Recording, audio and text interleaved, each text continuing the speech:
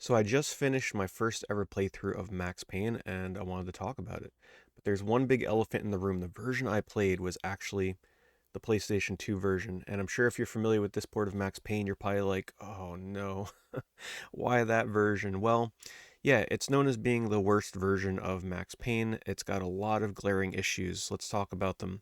There's no quick saving. I know the PC version and the Xbox version, you can save the game whenever you want. It's a lot of, make a quick save, reload it if you die, if you lose too much health, just reload it. You can't do that in the PS2 version.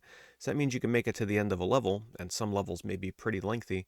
And if you die, you gotta start the level from scratch, and that's accompanied by long load screens, as well as really, really bad frame rate. Now, the frame rate at first didn't really bother me. It was actually kind of adding to the experience because, well, it's a game about going into slow motion and shooting bad guys, right? So I was like, wait, it's not too bad actually to have bad frame rate when I'm going into slow motion because it kind of adds this ghosting effect that I actually kind of didn't mind. As the game went on, though, and it got more cinematic and more over the top with the action screens, the slowdown did actually start to become pretty bad. Actually, really bad to the point where it was probably running at like 5 frames a second, and that's no joke. It made for some pretty hilarious moments, though, and I don't know, I just tried to laugh it off as best as I could, essentially playing a sort of really difficult frame rate version of Max Payne. Now, why the bad frame rate? Because it's a PC game, and the PlayStation 2 was not used to receiving PC ports at the time, or if it did, those PC ports were usually pretty bad. Another example would be Summoner on PlayStation 2. That game ran terribly, though the PlayStation 2 port of Half-Life was actually not too bad in terms of performance, and I think that game actually featured quick saving. Now, before we get into the review itself, you might be asking yourself, how the heck have you not played Max Payne? Well, first of all, it's impossible to play everything, right? But when Max Payne first came out, I will admit, I looked at this game, I looked at the gameplay, and I was just like, oh, everybody's just excited about it because it looks like a Matrix game, whatever. I mean, the bullet time looked cool and everything, but I had only watched like the first 5 minutes of the game. I didn't really give it a chance. And around that time, I was probably playing a lot of other things like RPGs and non-shooting action games. Like I was kind of into my own little niche and weird games. Max Payne was just not really on my radar, so I did write it off, and I kind of regret it because I do feel like if I would have played this game when it came out, I would have been blown away by the innovations that it brought to the PlayStation 2, especially the hardware and the game itself in terms of what it attempted to do, even if they weren't perfect. The first thing being the atmosphere. I actually, in the beginning of the game, compared it a lot to the similar oppressive, dark, gritty feeling of Silent Hill 2. Now, it doesn't come anywhere close to Silent Hill 2's atmosphere, but I really got that sense in the first few levels in the hotel, in the subway.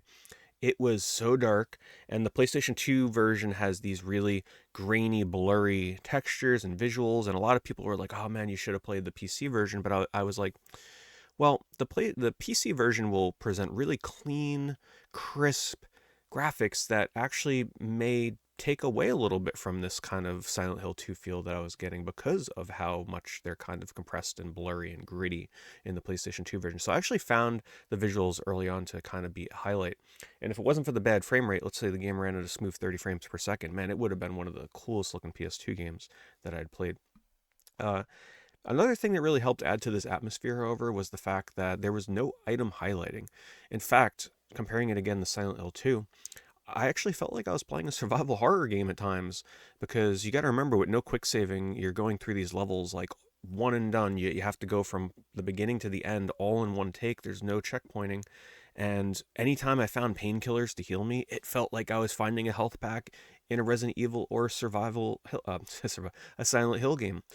Anytime I found ammo for a gun that I really liked using, man, it really felt like I was playing survival horror. Like I was really having to manage my ammo, not shoot too much, jump back and forth between guns to make sure that I was using, my best gun in the biggest shootouts and my worst gun in like a one-on-one scenario so I wouldn't waste ammo. And the fact that you would have to go through these environments and open up cabinets and search shelves and every little nook and cranny to find small little pill bottles or some ammo off on the side that's hidden really well. I actually really appreciated that. During this time, a lot of shooting games would use like UI to kind of easily point out items by making them shine or make them just really stand out in the environment. It was very unusual to be opening cabinets and such to search for things as well. Another thing too about this is the whole like hands-off approach to the UI is this game didn't really tell you where to go, and I really appreciate it. There were a few times where I got stuck and I wasn't sure how to progress, and the solution was actually to say, like, break open a window or knock down a door or a wall or something with a weapon or a bat. And this took me by surprise because this is something that, yes, a lot of PC games did at the time, and yes, this is a port of a PC game, I understand that, but you got to remember, on the PlayStation 2, we were not dealing with games that were making us think outside the box when it comes to progressing through a level. The act of smashing down a window to jump off into a balcony to continue was like unheard of. That sort of level interaction that Max Payne has. And I really, once again, think if I had played this when it originally came out, I would have been really floored by these kind of things. Another thing that really impressed me was the sound design. I'm kind of iffy on games that don't use any kind of music or use it sparingly. Sometimes it really works. In the case of Max Payne, I think it really works, but in other times it really doesn't. But I think Max Payne is a game where they use sound design masterfully.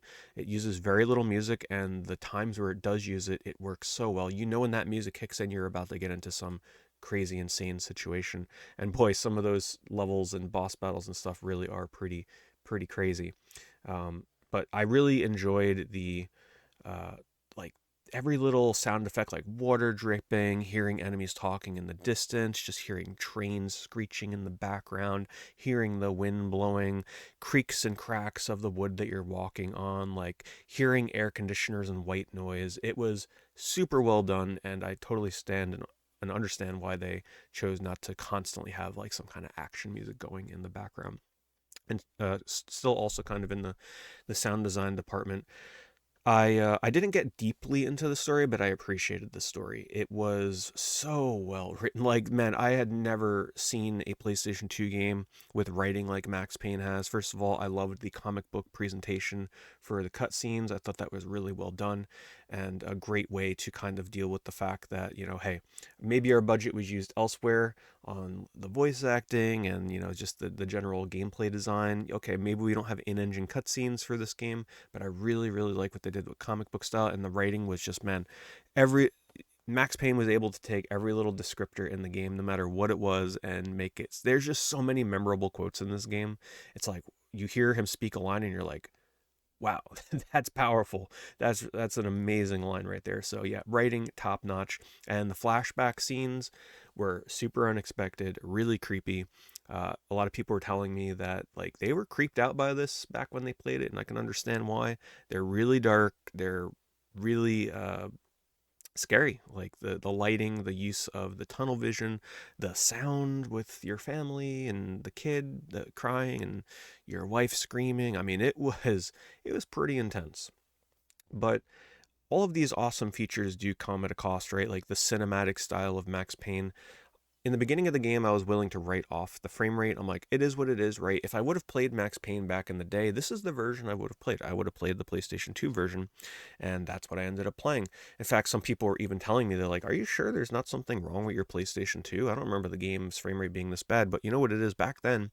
A lot of us kind of blocked out frame rate. We didn't pay close attention to the performance of games. We were just kind of wowed by what was happening on screen. And if there was a lot of action and the game was kind of slowing down, we didn't care. We just thought it was cool to look at it. We weren't concerned about performance. But of course, we notice these things a lot more these days, and it does stand out way more significantly than it would have back then. So we've kind of suppressed those memories of the game looking like it does now, and we just have our fond memories of the fun gameplay. I will admit it was kind of hard to block out the constant reminder that I'm playing a very, very inferior version of Max Payne, because later in the game, when they start incorporating awesome cinematic sequences, which I do wanted to say before we get into, the biggest negative with the frame rate here, the way that some of these levels incorporate like action shots with helicopters and cars crashing into one another, enemies like falling down from the ceiling. I mean, it was super well done. Enemies just popping out of nowhere. It felt like you were really playing an action movie, but these things came at a cost for the PlayStation 2 version. And I do want to say the Xbox version apparently does not suffer from these issues. It is just a PlayStation 2 issue, but it did come at a greatly increased cost. Was it worth the trade off? I don't think it was. It became really, really, really bad towards the end of the game. We're talking like 5 frames per second, 10 frames per second in a lot of these action scenes. So I do feel like that was a big deterrent for the game for me. Um, Another thing that wasn't really clicking with me too well was the beginning levels. I did feel did a really awesome job with progression and how you're just constantly like swerving around corners, shooting enemies. Just kind of the pace was really good. When the game started including a lot of locked doors and like some light puzzling, and especially the trip mines, I do feel like it really slowed down the pace of the game. And the sort of middle sections of the game were definitely my least favorite. The beginning and the end levels were definitely the best because those were much more about just run and gun and have some fun. So, if I had to judge Max Payne based on the game itself, not taking into account the faults with the frame rate, of course, and the port on the PlayStation 2, I'd say that was easily an 8.5, like 9 out of 10 kind of game.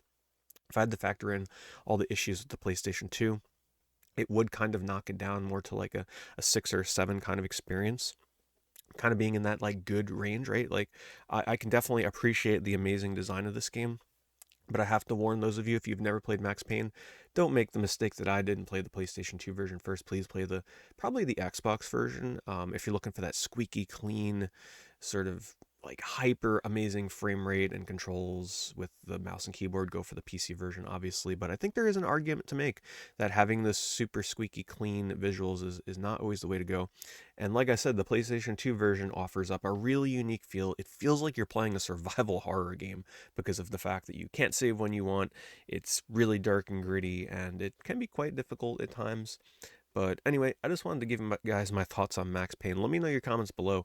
When was the first time you played Max Payne? Was it the PlayStation 2 version, Xbox version, PC version? Have you still not played it yourself? Have I convinced you to maybe give it a try? Just maybe don't try the PlayStation 2 version. It's a unique one to try, though, if you've played the games before. I look forward to checking out Max Payne 2 and maybe Max Payne 3.